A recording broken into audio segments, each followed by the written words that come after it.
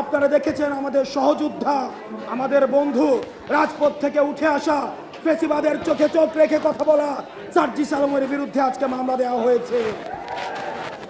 এটা আমাদের জন্য একটা সিগন্যাল। ডিজিটাল সিকিউরিটি অ্যাক্টের কথা বলে হাসিনা আমাদের টুটি চেপে ধরেছে।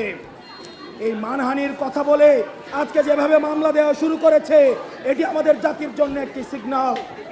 জনাব তারেক জিয়া সাহেব দ্বিমতকে প্রকাশ করার জন্য, দ্বিমতকে উৎসাহিত করার জন্য উনি উনার নিজের ক্রিটিসিজম কার্টুনকে শেয়ার দিচ্ছে, আবার একই সাথে উনার নেতা কর্মীরা আমাদেরকে বান্দির বাচ্চা বলে গালি দিচ্ছে।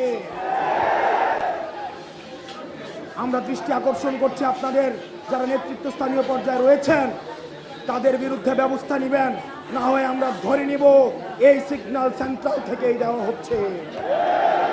এবং 10 কোটি টাকার যে মানহানি মামলা দেওয়া হয়েছে, এটি পরবর্তী বাংলাদেশের রাজনৈতিক সহিষ্ণুতা, রাজনৈতিক সৌহার্দ্যের জন্য একটা ব্যাড মেসেজ হিসেবে থেকে গেল।